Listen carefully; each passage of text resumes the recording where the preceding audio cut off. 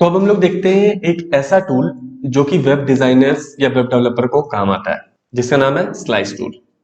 तो देखो, मान लो कि हमारे पास अभी एक वेब पेज है। ठीक है, वेब पेज का डिजाइन है मेरे पास। अब मैं इसमें से कुछ इमेजेस निकालना चाहता हूँ। तो जैसे हो सकता है कि ये लोगो एक इमेज हो, दूसरा इमेज ये बैनर वाला हो, तीसरा ये वाला, चौथा, पांचवा, छठा, सातवां, आठवां, 8 इमेज मैं इससे निकालना चाहता हूँ। तो हम लोग जो टूल का इस्तेमाल करेंगे उसका नाम है स्लाइस टूल। अब हम लोग देखते हैं कि स्लाइस टूल होता कहाँ है।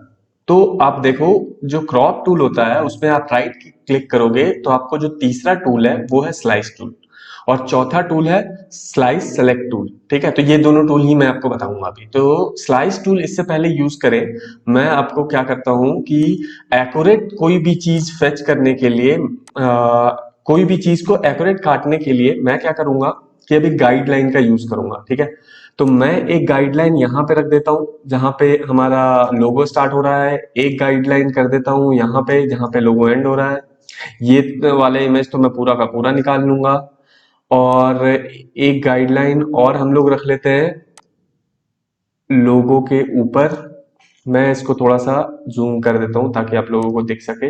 ये देखो, एक गाइडलाइन मैं नीचे रख देता हूँ, जहां जहां पे जो जो इमेज मुझे काटना है बस उसके लिए मैं एक गाइड टूल रख रहा हूँ ताकि मैं आसानी से काट सकूं। ठीक है, तो मान लो यहाँ पे एक इमेज है, इधर एक गाइड टूल डाल देते हैं, यहाँ पे डाल दिया। अब इसके बाद हमें ये चारों चाहिए। ठीक है, तो मैं एक काम करता हूँ, यहाँ पे एक रख देते हैं, एक यहाँ पे रख देते हैं, और एक इधर सेम इसी तरीके से।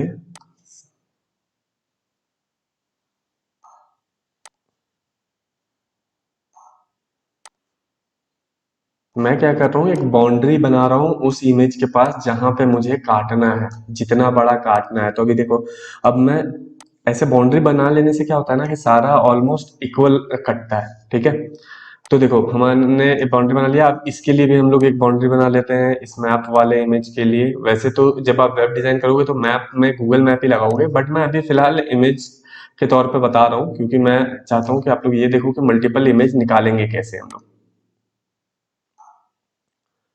देखो, फिलहाल मैंने क्या किया, हमारा यहाँ पे गड़बड़ तो नहीं हुआ, नहीं। ठीक है, एक और निकालता हूँ और ये हो गया हमारा। ठीक है, तो अब देखो, अब हम लोग कैसे करेंगे वो मैं आपको दिखाता हूँ। अब हमारा काम क्या है, स्लाइस करना। तो पहले थोड़ा सा और जूम कर लेते हैं। ठीक है, जूम किया, क्रॉप वाले टूल में गया, राइट क्लिक किया और स्लाइस टूल को सिलेक्ट कर लिया। अब हम लोग क्या करेंगे कि ये जो स्लाइस टूल देखो एक चाकू जैसा बना हुआ है, इसको जहां से हमें स्टार्ट करना स्लाइस करना वहां पे रखेंगे, और ये स्क्वायर ब्रैकेट जैसा सिलेक्ट होगा। तो जब क्लिक करेंगे तो देखो यहाँ पे लिखा गया 3। 3 इसलिए लिखा है कि जैसे ही आप स्लाइस टूल यूज करते हो ना, तो आप जब कोई चीज को स्लाइस करते हो तो बाकी चीजों को उसी हिसाब से फोटोशॉप स्लाइस कर देता है। जैसे देखो, पहला ये, दूसरा ये, तीसरा ये, चौथा ये, पांचवा ये। ठीक है, तो इसने अपने हिसाब से कर लिया, बट इस पे आपको ध्यान नहीं देना है। आपको क्या करना है कि आपको खुद अपना स्लाइस काटते चलना है पहले, बाद में मैं आपको इसको इसके बारे में दिखाऊंगा। तो अब मुझे ये वाला इमेज काटना है तो मैंने इसको ऐसे सेलेक्ट कर लिया। सॉरी, अब मैं क्या करूंगा कि मैं यहाँ पे पूरा सेलेक्ट करता हूँ यहाँ से यहाँ तक। अब देखो हमारा ये हो गया एक सिलेक्शन। देखो जो ब्लू है ना, जहाँ पे देखो यहाँ पे ब्लू है, यहाँ पे ब्लू है, और बाकी जगह पे ग्रे होगा। तो जो ग्रे है वो समझ लो कि ऑटो कट है, खुद काटा गया। आप किसी तरीके से कैंची से आप जब भी कोई पेपर पे कटिंग करते हो तो क्या होता है कि आप काटते एक इमेज हो, लेकिन उसी के लेकिन पेपर 4-5 हिस्सों में कट जाता है। एक इमेज को निकालने के लिए आप जब कैंची से यूज करते हो तो 5-6 हिस्सों में पेपर बट जाता है। तो बस वही है, जो ग्रे वाला हिस्सा है वो फालतू का हिस्सा है जो पेपर काटा है। ठीक है, और ये जो बॉक्स बना है जिसमें ब्लू कलर से हाईलाइटेड है वो आपका हिस्सा है जो आपने काटा है। ठीक है, तो उसी तरीके से अब देखो, अब मैं यहाँ पे भी स्लाइस करूंगा तो मैं क्या करूंगा, यहाँ पे जाकर क्लिक करके ड्रैग कर दूंगा, एक और स्लाइस बन गया। देखो ब्लू उस पे आ गया।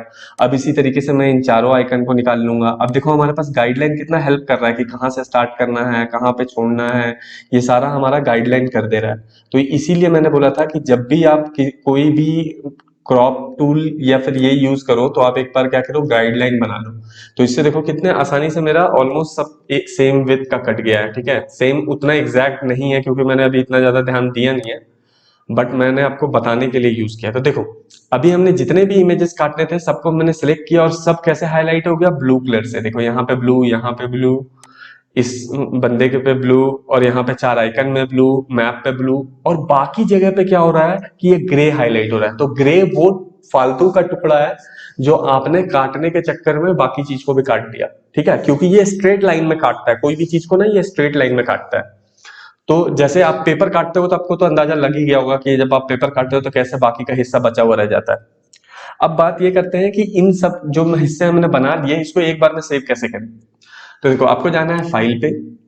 अच्छा उससे पहले मैं एक और चीज बताता हूँ कि मान लो कि ये जो दूसरा वाला सेलेक्ट स्लाइस टूल था ना, ये क्या था कि कोई भी जो आपने स्लाइस किया उसको सेलेक्ट करने के लिए, मान लो ये वाला पोर्शन को मैंने सिलेक्ट कर किया है, तो जब आप क्लिक करोगे इस पे तो ये सिलेक्ट हो गया। अब ये सिलेक्ट हो गया तो आप क्या कर सकते हो, इसको बड़ा छोटा कर सकते हो। देखो यहाँ पे ये दे रहा है, उसका एंगल बना के दे रहा है आपके पास। ये हो नहीं रहा, ये देखो। तो आप क्या हो रहा है, ये आप छोटा बड़ा कर सकते हो यहाँ पे, देखो देख रहे हो।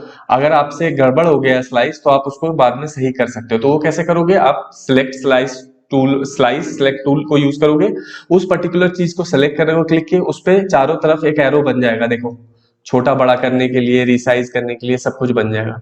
और दूसरा काम ये होता है कि अगर आप किसी स्लाइस पे डबल क्लिक करोगे तो आप उस इमेज का नाम वगैरह चेंज कर सकते हो। मान लो इसका नाम मुझे बैनर रखना था तो मैंने बैनर कर दिया। मान लो मुझे कोई यूआरएल देना था कि कहाँ से आया है ये, और उसका ऑल्ट टैग देना था, तो वो सब कुछ आप इमेज का डाल सकते हो जो भी प्रॉपर्टी होता है। और यहाँ पे आप डायमेंशन भी सेट कर सकते हो कि कितने विड्थ का होना चाहिए, कितने हाइट का होना चाहिए। जब आप वेबसाइट बना रहे होते हो तो आपको इमेज का एक पर्टिकुलर विड्थ और हाइट पता होता है कि कितना हम रखने वाले हैं, तो सेम यहाँ पे आप मेंशन कर सकते हो। अभी मैं फिलहाल के लिए इसको ऐसे ही छोड़ देता हूँ। अब हम लोग देखते हैं कि इन सारे इमेजेस को एक्सपोर्ट कैसे करेंगे। तो देखो फाइल पे क्लिक करना है, आपको जाना है यहाँ पे एक्सपोर्ट पे। एक्सपोर्ट में आपका आता है एक ऑप्शन सेव फॉर वेब, जिसमें लिखा हुआ है लेगेसी, ठीक है, तो उस पर क्लिक कर देना है। अब उस पर क्लिक करोगे तो आपको वो क्या करेगा, आपको यहाँ पे प्रीव्यू दिखाएगा। तो आपको क्या करना है, कंट्रोल माइनस करोगे तो आपको पूरा का पूरा इमेज दिखेगा, मतलब जूम इन जूम आउट आप यहाँ से कर सकते हो। तो आपने तो वो फिलहाल देख ही लिया है। तो यहाँ पे आपको क्या करना है, सेव बताना है कि कौन से फॉर्मेट में सेव करोगे। तो मैं यहाँ पे जेपीजी सेव कर लेता हूँ, ठीक है, फॉर्मेट। और यहाँ पे बहुत सारे सेटिंग्स हैं, आप देख सकते हो अपने हिसाब से सारे सेटिंग्स को। मैं अभी फिलहाल के लिए डिफॉल्ट छोड़ देता हूँ। और आपको यहाँ पे सेव पे क्लिक करना है। सेव पे क्लिक करोगे तो एक पॉपअप आएगा, वहां पे क्या आता है, स्लाइस नाम का एक मैंने एक फोल्डर बना रखा है, ठीक है। तो इसमें हम लोग पूरा का पूरा अपलोड इमेज रखेंगे। तो मैं बस अभी फिलहाल के लिए क्या करता हूँ कि सेव कर देता हूँ। अच्छा सेव करने से पहले मैं एक चीज और बता दूं कि देखो यहाँ पे ना स्लाइस में मैंने लिखा है ऑल यूजर स्लाइस। तो इससे क्या हो रहा है, अच्छा पहले मैं एक काम करता हूँ, ऑल स्लाइस कर देता हूँ, ठीक है। यहाँ पे पहले बाय डिफॉल्ट आपके पास ऑल स्लाइस ही रहेगा, तो आप ऑल स्लाइस करोगे और इसको सेव करोगे। तो देखो ये सेव तो हो गया। अब हम लोग उस फोल्डर में जाके देखते हैं, स्लाइस वाले फोल्डर में। तो हमारे पास एक इमेजेस नाम का एक फोल्डर बन गया है। उस पर जब डबल क्लिक करूंगा देखोगे हमारे पास बहुत सारे इमेजेस बन गए, ठीक है। कुछ वो इमेजेस हैं जो हमने बनाए, जैसे देखो बैनर हमने रीनेम किया था तो वो बैनर मिल गया मुझे यहाँ पे। कुछ वो लोगो हैं, 4 आइकन हैं, और एक बंदा ये है, एक मैप है, ठीक है। बाकी कुछ ऐसी चीजें हैं, वही पेपर कटिंग वाला चीज हो गया यहाँ पे कि हमने निकालना इतना था बट पेपर कटता गया और कुछ ना कुछ कटिंग बच गया, ठीक है। तो मान लो आपको चाहिए कि ये जो फालतू वाला कटिंग था वो मुझे नहीं चाहिए था, तब आप क्या करोगे कि यहाँ पे जाओगे फोटोशॉप में, फाइल, एक्सपोर्ट, और सेम सेव फॉर वेब, और यहाँ पे फिर से सेव पे, यहाँ पे फॉर्मेट में जेपीजी ही कर लेता हूँ। और उससे पहले मैं क्या करता हूँ कि ये सारे इमेजेस को पूरा इमेज फोल्डर डिलीट कर देता हूँ, ठीक है, डिलीट कर दिया। अब मैं यहाँ पे सेव पे क्लिक करता हूँ। अब आपको क्या करना है, ये जो स्लाइसेस लिखा हुआ है ना, इसमें ऑल स्लाइस ना करके आप कर दो ऑल यूजर स्लाइस। मतलब इसका कहने का मतलब होगा कि वही चीज स्लाइस करो जो यूजर ने किया है, ठीक है। तो मैंने ऑल यूजर स्लाइस कर दिया और यहाँ पे कर दिया सेव।